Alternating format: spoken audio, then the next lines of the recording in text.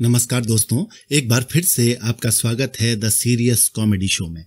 आज मैं जो कहानी आपके सामने प्रस्तुत कर रहा हूं उसका नाम है दो बैलों की आत्मकथा। ये कहानी हिंदी कथा सम्राट मुंशी प्रेमचंद की कलम से निकली है। तो प्रस्तुत है दो बैलों की कथा। जानवरों में गधा सबसे ज्यादा बुद्धिमान समझा जाता है। जब हम किसी आदमी को पहले दर्जे का बेवकूफ कहना चाहते हैं तो उसे गधा कहते हैं। गधा सचमुच बेवकूफ है या उसके सीधेपन, उसकी निरापद सहिष्णुता से उसे ये पदवी दे दी गई है, इसका निश्चय नहीं किया जा सकता। गायें सींग मारती हैं। ब्याही हुई गाय तो अनायास ही सिंहनी का रूप धारण कर लेती है। कुत्ता भी बहुत गरीब जानवर है, लेकिन कभी कभी उसे भी क्रोध आ ही जाता है।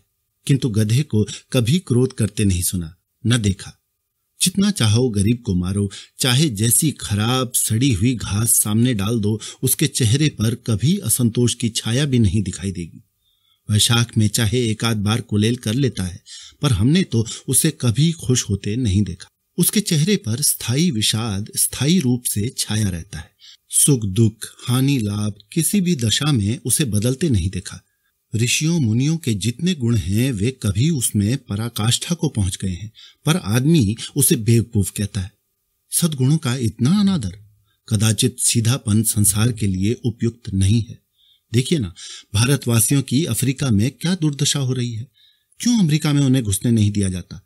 बेचारे शराब नहीं पीते, चार पैसे कुसमय के लिए बचाकर रखते हैं, जी तोड़ काम करते हैं, किसी से लड़ाई झगड़ा नहीं करते, चार बातें सुनकर गम खा जाते हैं, फिर भी बदनाम है। कहा जाता है वे जीवन के आदर्श को नीचा करते हैं। अगर वे ईंट का जवाब पत्थर से देना सीख जाते तो शायद सभ्य कहलाने लगते। जापान की मिसाल सामने है। एक ही विजय ने उसे संसार की सभ्य जातियों में गण्य बना दिया। लेकिन गधे का एक छोटा भाई और भी है जो उससे कम ही गधा है, और वो है बैल। जिस अर्थ में हम गधा का प्रयोग करते हैं, कुछ उसी से मिलते जुलते अर्थ में बछिया के ताऊ का भी प्रयोग करते हैं। कुछ लोग बैल को शायद बेवकूफी में सर्वश्रेष्ठ कहेंगे, मगर हमारा विचार ऐसा नहीं है। बैल कभी कभी मारता भी है, कभी कभी अड़ियल बैल भी देखने में आता है, और भी कई रीतियों से अपना असंतोष प्रकट कर देता है। अतएव उसका स्थान गधे से नीचा है। झूरी के पास दो बैल थे, हीरा और मोती। देखने में सुंदर, काम में चौकस, डील में ऊंचे। बहुत दिनों साथ रहते रहते दोनों में भाईचारा हो गया था। दोनों आमने सामने या आसपास बैठे हुए एक दूसरे से मूक भाषा में विचार विनिमय किया करते थे। एक दूसरे के मन की बात को कैसे समझा जाता है हम कह नहीं सकते। अवश्य ही उनमें कोई ऐसी गुप्त शक्ति थी जिससे जीवों में श्रेष्ठता का दावा करने वाला मनुष्य वंचित है। दोनों एक दूसरे को चाट सूंघ कर अपना प्रेम प्रकट करते। कभी कभी दोनों सींग भी मिला लिया करते थे। विग्रह के नाते से नहीं, केवल विनोद के भाव से, आत्मीयता के भाव से। जैसे दोनों में घनिष्ठता होते ही धौलधप्पा होने लगता है। इसके बिना दोस्ती कुछ फुसफुसी, कुछ हल्की सी रहती है, फिर ज्यादा विश्वास नहीं किया जा सकता। जिस वक्त ये दोनों बैल हल या गाड़ी में जोत दिए जाते और गर्दन हिला हिला कर चलते, उस समय हरेक की चेष्टा होती कि ज्यादा से ज्यादा बोझ मेरे ही गर्दन पर रहे। दिन भर के बाद दोपहर या संध्या को दोनों खुलते तो दोनों एक दूसरे को चाट चूट कर अपनी थकान मिटा लिया करते। नाद में खली भूसा पड़ जाने के बाद दोनों साथ उठते, साथ नाद में मुंह डालते और साथ ही बैठते थे। एक मुंह हटा लेता तो दूसरा भी हटा लेता था। संयोग की बात, झूरी ने एक बार गोई को ससुराल भेज दिया। बैलों को क्या मालूम वे कहां भेजे जा रहे हैं। समझे, मालिक ने हमें बेच दिया। अपना यूं बेचे जाना उन्हें अच्छा लगा या बुरा कौन जाने, पर झूरी के साले गया को घर तक गोई ले जाने में दांतों पसीना आ गया। पीछे से हाँकता तो दोनों दाएं बाएं भागते, पगहिया पकड़कर आगे से खींचता तो दोनों पीछे की ओर जोर लगाते, मारता तो दोनों सींगे नीचे करके हुंकारते। अगर ईश्वर ने उन्हें वाणी दी होती तो झूरी से पूछते, तुम हम गरीबों को क्यों निकाल रहे हो? हमने तो तुम्हारी सेवा करने में कोई कसर नहीं उठा रखी। अगर इतनी मेहनत से काम न चलता था तो और काम ले लेते। हमें तो तुम्हारी चाकरी में मर जाना कबूल था। हमने कभी दाने चारे की शिकायत नहीं की। तुमने जो कुछ खिलाया वो सिर झुकाकर खा लिया, फिर तुमने हमें इस जालिम के हाथ क्यों बेच दिया? संध्या समय दोनों बैल अपने नए स्थान पर पहुंचे। दिन भर के भूखे थे, लेकिन जब नाद में लगाए गए तो एक ने भी उसमें मुंह नहीं डाला। दिल भारी हो रहा था। जिसे उन्होंने अपना घर समझ रखा था वो आज उनसे छूट गया। ये नया घर, नया गांव, नए आदमी उन्हें बेगाने से लगते थे। दोनों ने अपनी मूक भाषा में सलाह की, एक दूसरे को कनखियों से देखा और लेट गए। जब गांव में सोता पड़ गया तो दोनों ने जोर मारकर पगहा तोड़ा डाले और घर की तरफ चले। पगहे बहुत मजबूत थे, अनुमान न हो सकता था कि कोई बैल उन्हें तोड़ सकेगा, पर इन दोनों में इस समय दूनी शक्ति आ गई थी। एक एक झटके में रस्सियां टूट गई। झूरी प्रातःकाल सोकर उठा तो देखा कि दोनों बैल चरनी पर खड़े हैं। दोनों की गर्दनों में आधा आधा गराव लटक रहा था। घुटने तक पांव कीचड़ से भरे हैं और दोनों की आंखों में विद्रोहमय स्नेह झलक रहा है। झूरी बैलों को देखकर स्नेह से गदगद हो गया, दौड़कर उन्हें गले लगा लिया। प्रेमालिंगन और चुम्बन का वो दृश्य बड़ा ही मनोहर था। घर और गांव के लड़के जमा हो गए और तालियां बजा बजा कर उनका स्वागत करने लगे। गांव के इतिहास में यह घटना अभूतपूर्व न होने पर भी महत्वपूर्ण थी। बाल सभा ने निश्चय किया, दोनों पशुवीरों को अभिनंदन पत्र देना चाहिए। कोई अपने घर से रोटियां लाया, कोई गुड़, कोई चोकर, कोई भूसी। एक बालक ने कहा, ऐसे बैल किसी के पास न होंगे। दूसरे ने समर्थन किया, इतनी दूर से दोनों अकेले चले आए। तीसरा बोला, बैल नहीं है वे, उस जन्म के आदमी हैं। इसका प्रतिवाद करने का किसी को साहस नहीं हुआ। झूरी की स्त्री ने बैलों को द्वार पर देखा तो जल उठी, बोली, कैसे नमक हराम बैल हैं कि एक दिन वहां काम न किया भाग खड़े हुए। झूरी अपने बैलों पर यह आक्षेप न सुन सका। नमक हराम क्यों है? चारा दाना न दिया होगा तो क्या करते? स्त्री ने रौब के साथ कहा, बस तुम ही तो बैलों को खिलाना जानते हो, और तो सभी पानी पिला पिला कर रखते हैं। झूरी ने चिढ़ाया, चारा मिलता तो क्यों भागते? स्त्री चिढ़ गई, भागे इसलिए कि वे लोग तुम जैसे बुद्धुओं की तरह बैल को सहलाते नहीं, खिलाते हैं तो रगड़ कर जोतते भी हैं। ये दोनों ठहरे कामचोर, भाग निकले। अब देखूं कहां से खली और चोकर मिलता है। सूखे भूसे के सिवा कुछ न दूंगी, खाएं चाहे मरे। वही हुआ। मजूर की बड़ी ताकीद की गई कि बैलों को खाली सूखा भूसा दिया जाए। बैलों ने नाद में मुंह डाला तो फीका फीका, न कोई चिकनाहट न कोई रस। क्या खाएं? आशा भरी आंखों से द्वार की ओर ताकने लगे। झूरी ने मजूर से कहा, थोड़ी सी खली क्यों नहीं डाल देता बे? मालकिन मुझे मार ही डालेंगी। चुरा कर डाला? ना दादा, पीछे से तुम भी उन्हीं की सी कहोगे। दूसरे दिन झूरी का साला फिर आया और बैलों को ले चला। अब की उसने दोनों को गाड़ी में जोता। 2-4 बार मोती ने गाड़ी को खाई में गिराना चाहा, पर हीरा ने संभाल लिया। वो ज्यादा सहनशील था। संध्या समय घर पहुंचकर उसने दोनों को मोटी रस्सियों से बांधा और कल की शरारत का मजा चखाया। फिर वही सूखा भूसा डाल दिया। अपने दोनों बालों को खली चूनी सब कुछ दी। दोनों बैलों का ऐसा अपमान कभी न हुआ था। झूरी ने उन्हें फूल की छड़ी से भी न छुआ था। उसकी टिटकार पर दोनों उड़ने लगते थे। यहां मार पड़ी। आहत सम्मान की व्यथा तो थी ही, उस पर मिला सूखा भूसा। नांद की तरफ आंखें तक न उठाई। दूसरे दिन गया ने बैलों को हल में जोता, पर इन दोनों ने जैसे पांव न उठाने की कसम खा ली थी। वो मारते मारते थक गया, पर दोनों ने पांव न उठाया। एक बार जब उस निर्दयी ने हीरा की नाक पर खूब डंडे जमाए तो मोती का गुस्सा काबू से बाहर हो गया। हल लेकर भागा। हल, रस्सी, जुआ, जोत सब टूट टाट कर बराबर हो गया। गले में बड़ी बड़ी रस्सियां न होती तो दोनों पकड़ाई में न आते। हीरा ने मूक भाषा में कहा, भागना व्यर्थ है। मोती ने उत्तर दिया, तुम्हारी तो इसने जान ही ले ली थी। अब की बड़ी मार पड़ेगी। पड़ने दो, बैल का जन्म लिया है तो मार से कहां तक बचेंगे। गया 2 आदमियों के साथ दौड़ा आ रहा है, दोनों के हाथों में लाठियां हैं। मोती बोला, कहो तो दिखा दूं मजा मैं भी। लाठी लेकर आ रहा है। हीरा ने समझाया, नहीं भाई, खड़े हो जाओ। मुझे मारेगा तो मैं 1-2 को गिरा दूंगा। नहीं, हमारी जाति का यह धर्म नहीं है। मोती दिल में ऐंठ कर रह गया। गया आ पहुंचा और दोनों को पकड़कर ले चला। कुशल हुई कि उसने इस वक्त मारपीट न की, नहीं तो मोती पलट पड़ता। उसके तेवर देख गया और उसके सहायक समझ गए कि इस वक्त टाल जाना ही भलमनसाहत है। आज दोनों के सामने फिर वही सूखा भूसा लाया गया। दोनों चुपचाप खड़े रहे। घर में लोग भोजन करने लगे। उस वक्त छोटी सी लड़की 2 रोटियां लिए निकली और दोनों के मुंह में देकर चली गई। उस एक रोटी से इनकी भूख तो क्या शांत होती, पर दोनों के हृदय को मानो भोजन मिल गया। यहां भी किसी सज्जन का वास है। लड़की भैरव की थी। उसकी मां मर चुकी थी। सौतेली मां उसे मारती रहती थी, इसलिए इन बैलों से एक प्रकार की आत्मीयता हो गई थी। दोनों दिन भर जाते, डंडे खाते, अड़ते, शाम को थान पर बांध दिए जाते और रात को वही बालिका उन्हें 2 रोटियां खिला जाती। प्रेम के इस प्रसाद की ये बरकत थी कि 2-2 गाल सूखा भूसा खाकर भी दोनों दुर्बल न होते थे, मगर दोनों की आंखों में रोम रोम में विद्रोह भरा हुआ था। एक दिन मोती ने मूक भाषा में कहा, अब तो नहीं सहा जाता हीरा, क्या करना चाहते हो? एक आध को सींगों पर उठाकर फेंक दूंगा, लेकिन जानते हो वो प्यारी लड़की जो हमें रोटियां खिलाती है उसी की लड़की है जो इस घर का मालिक है। ये बेचारी अनाथ हो जाएगी तो मालकिन को फेंक दूं? वही तो इस लड़की को मारती है। लेकिन औरत जात पर सींग चलाना मना है, ये भूल जाते हो। तुम तो किसी तरह निकलने ही नहीं देते। बताओ, तोड़ाकर भाग चलें? हाँ, ये मैं स्वीकार करता, लेकिन इतनी मोटी रस्सी टूटेगी कैसे? इसका एक उपाय है, पहले रस्सी को थोड़ा चबा लो, फिर एक झटके में जाती है। रात को जब बालिका रोटियां खिलाकर चली गई तो दोनों रस्सियां चबाने लगे, पर मोटी रस्सी मुंह में न आती थी। बेचारे बार बार जोर लगाकर रह जाते थे। सहसा घर का द्वार खुला और वो लड़की निकली। दोनों सिर झुकाकर उसका हाथ चाटने लगे। दोनों की पूंछें खड़ी हो गईं। उसने उनके माथे सहलाए और बोली, खोल देती हूं, चुपके से भाग जाओ, नहीं तो ये लोग मार डालेंगे। आज घर में सलाह हो रही है कि इनकी नाकों में नाथ डाल दी जाए। उसने गराव खोल दिया, पर दोनों चुप खड़े रहे। मोती ने अपनी भाषा में पूछा, अब चलते क्यों नहीं?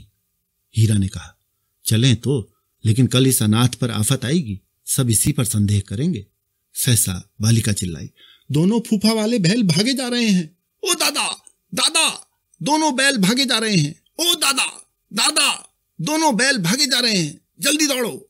गया हड़बड़ाकर भीतर से निकला और बैलों को पकड़ने चला। वे दोनों भागे। गया ने पीछा किया और भी तेज हुए। गया ने शोर मचाया, फिर गांव के कुछ आदमियों को भी साथ लेने के लिए लौटा।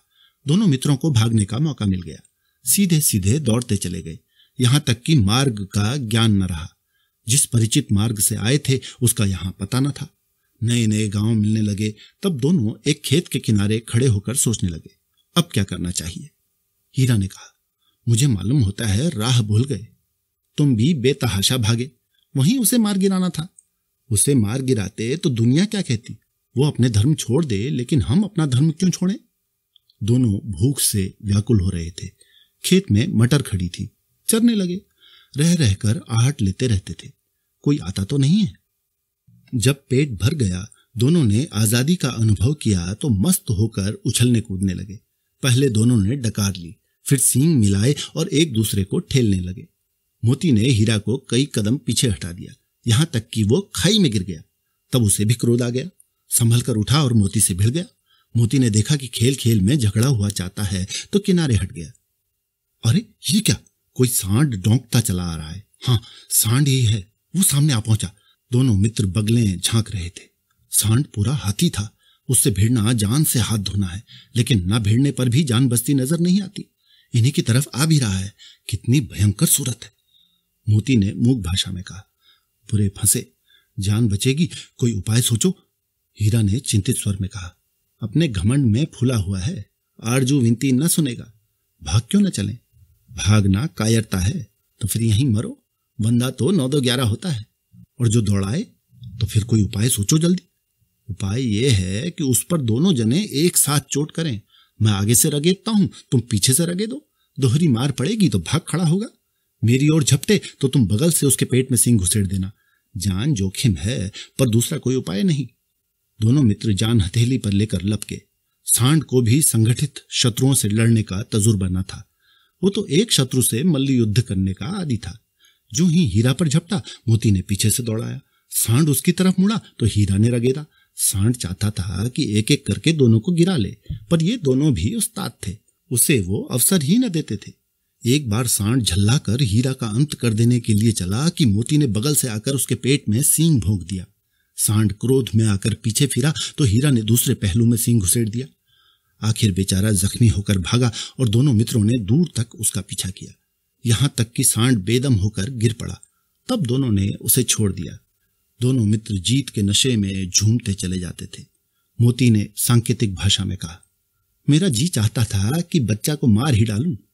हीरा ने तिरस्कार किया, गिरे हुए बैरी पर सींग न चलाना चाहिए, ये सब ढोंग है। बैरी को ऐसा मारना चाहिए कि फिर न उठे। अब घर कैसे पहुंचोगे वो सोचो, पहले कुछ खा लें तो सोचें। सामने मटर का खेत था ही, मोती उसमें घुस गया। हीरा मना करता रहा पर उसने एक न सुनी। अभी 2 ही 4 ग्रास खाए थे कि आदमी लाठियां लिए दौड़ पड़े और दोनों मित्रों को घेर लिया। हीरा तो मेड़ पर था, निकल गया। मोती सींचे हुए खेत में था, उसके खुर कीचड़ में धंसने लगे, न भाग सका। पकड़ लिया। हीरा ने देखा संगी संकट में है तो लौट पड़ा, फंसेंगे तो दोनों फंसेंगे। रखवालों ने उसे भी पकड़ लिया। प्रातःकाल दोनों मित्र कांजी हाउस में बंद कर दिए गए। दोनों मित्रों को जीवन में पहली बार ऐसा साबिका पड़ा था कि सारा दिन बीत गया और खाने को एक तिनका भी न मिला। समझ में न आता था ये कैसा स्वामी है। इससे तो गया फिर भी अच्छा था। यहाँ कई भैंसें थीं, कई बकरियां, कई घोड़े, कई गधे, पर किसी के सामने चारा न था। सब जमीन पर मुर्दों की तरह पड़े थे। कई तो इतने कमजोर हो गए थे कि खड़े भी न हो सकते थे। सारा दिन मित्र फाटक की ओर टकटकी लगाए रहते, पर कोई चारा न लेकर आता दिखाई दिया। तब दोनों ने दीवार की नमकीन मिट्टी चाटनी शुरू की, पर इससे क्या तृप्ति होती। रात को भी जब कुछ भोजन न मिला तो हीरा के दिल में विद्रोह की ज्वाला दहक उठी। मोती से बोला, अब नहीं रहा जाता मोती। मोती ने सिर लटकाए हुए जवाब दिया, मुझे तो मालूम होता है कि प्राण निकल रहे हैं। आओ दीवार तोड़ डालें। मुझसे तो अब कुछ नहीं होगा। बस इसी बूते पर अकड़ते थे, सारी अकड़ निकल गई। बाड़े की दीवार कच्ची थी। हीरा मजबूत तो था ही, अपने नुकीले सींग दीवार पर गड़ा दिए और जोर मारा तो मिट्टी का एक चिप्पड़ निकल आया। फिर तो उसका साहस बढ़ा। उसने दौड़ दौड़ कर दीवार पर चोटें की और हर चोट में थोड़ी थोड़ी मिट्टी गिराने लगा। उसी समय कांजी हाउस का चौकीदार लालटेन लेकर जानवरों की हाजिरी लेने आ निकला। हीरा का उद्दंडपन देखकर उसे कई डंडे रसीद किए और मोटी सी रस्सी से बांध दिया। मोती ने पड़े पड़े कहा, आखिर मार खाई, क्या मिला? अपने बूते भर जोर तो मार लिया। ऐसा जोर मारना किस काम का कि और बंधन में पड़ गए। जोर तो मारता ही जाऊंगा, चाहे कितने ही बंधन पड़ते जाएं। जान से हाथ धोना पड़ेगा, कुछ परवाह नहीं। यूं भी तो मरना ही है। सोचो, दीवार खुद जाती तो कितनी जानें बच जाती। इतने भाई यहां बंद हैं, किसी की देह में जान नहीं है। 2-4 दिन यही हाल रहा तो मर जाएंगे। हाँ, ये बात तो है। अच्छा तो ला फिर मैं भी जोर लगाता हूं। मोती ने भी दीवार में सींग मारा। थोड़ी सी मिट्टी गिरी और फिर हिम्मत बढ़ी। फिर तो वो दीवार में सींग लगाकर इस तरह जोर मारने लगा मानो किसी प्रतिद्वंदी से लड़ रहा है। आखिर कोई 2 घंटे की जोर आजमाइश के बाद दीवार ऊपर से लगभग 1 हाथ गिर गई। उसने दूनी शक्ति से दूसरा धक्का मारा तो आधी दीवार गिर पड़ी। दीवार का गिरना था कि अधमरे से पड़े हुए सभी जानवर चेत उठे। तीनों घोड़ियां सरपट भाग निकली, फिर बकरियां निकली, इसके बाद भैंस भी खसक गई, पर गधे अभी तक ज्यों के त्यों खड़े थे। हीरा ने पूछा, तुम दोनों क्यों नहीं भाग जाते? एक गधे ने कहा, जो कहीं फिर पकड़ लिए जाएं तो क्या हर्ज है, अभी तो भागने का अवसर है। हमें तो डर लगता है, हम यहीं पड़े रहेंगे। आधी रात से ऊपर जा चुकी थी। दोनों गधे अभी तक खड़े सोच रहे थे कि भागें या ना भागें, और मोती अपने मित्र की रस्सी तोड़ने में लगा हुआ था। जब वो हार गया तो हीरा ने कहा, तुम जाओ, मुझे यहीं पड़ा रहने दो, शायद कहीं भेंट हो जाए। मोती ने आंखों में आंसू लाकर कहा, तुम मुझे इतना स्वार्थी समझते हो हीरा? हम और तुम इतने दिनों एक साथ रहे हैं, आज तुम विपत्ति में पड़ गए हो तो मैं तुम्हें छोड़कर अलग हो जाऊं? हीरा ने कहा, बहुत मार पड़ेगी, लोग समझ जाएंगे ये तुम्हारी शरारत है।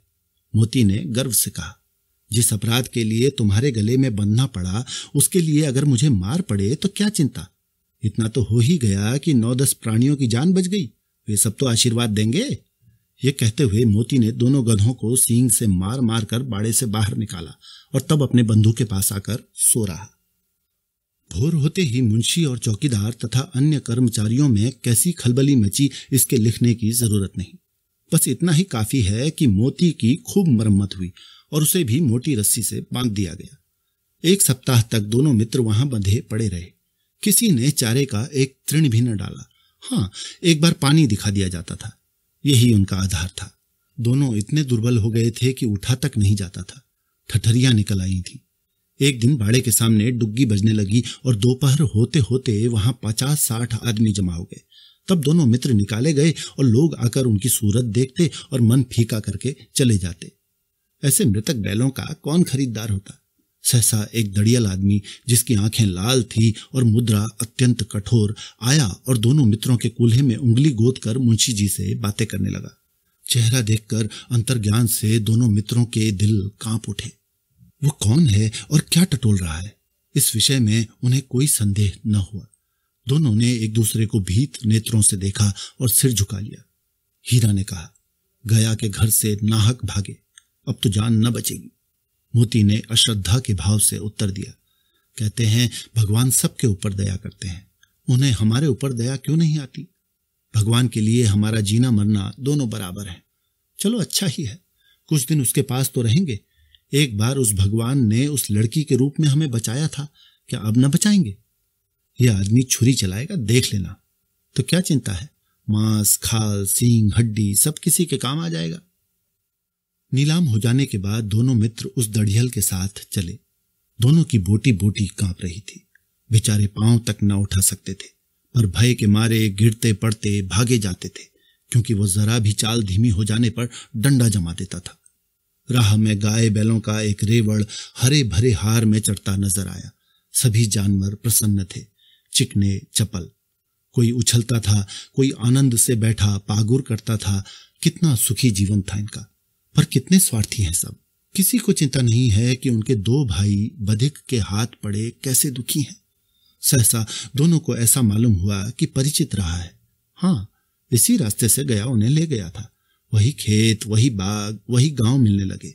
प्रतिक्षण उनकी चाल तेज होने लगी। सारी थकान, सारी दुर्बलता गायब हो गई।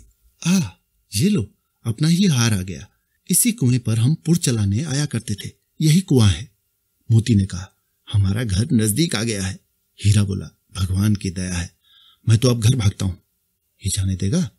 इसे मैं मार गिराता हूं। अरे नहीं नहीं, दौड़कर थान पर चलो, वहां से आगे हम न जाएंगे। दोनों उन्मत्त होकर बछड़ों की भांति कुलेले करते हुए घर की ओर दौड़े। वो हमारा थान है।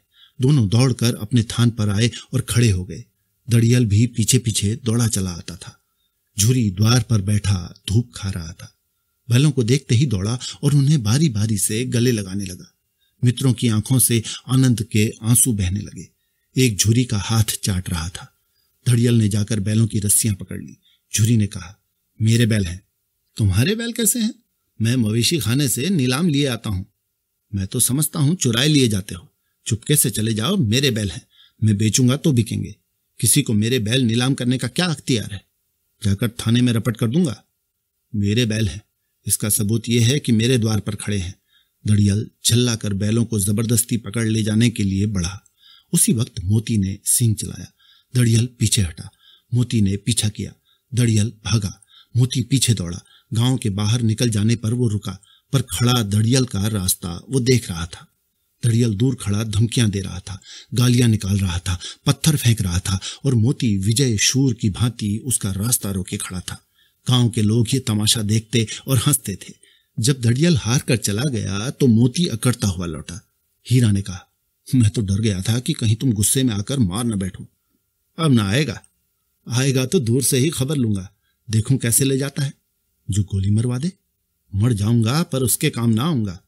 हमारी जान को तो कोई जान ही नहीं समझता, इसलिए कि हम इतने सीधे हैं।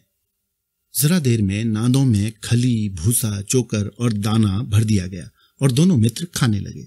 झूरी खड़ा होकर दोनों को सहला रहा था। वो उनसे लिपट गया। झूरी की पत्नी भी भीतर से दौड़ी दौड़ी आई। उसने आकर दोनों बैलों के माथे चूम लिए।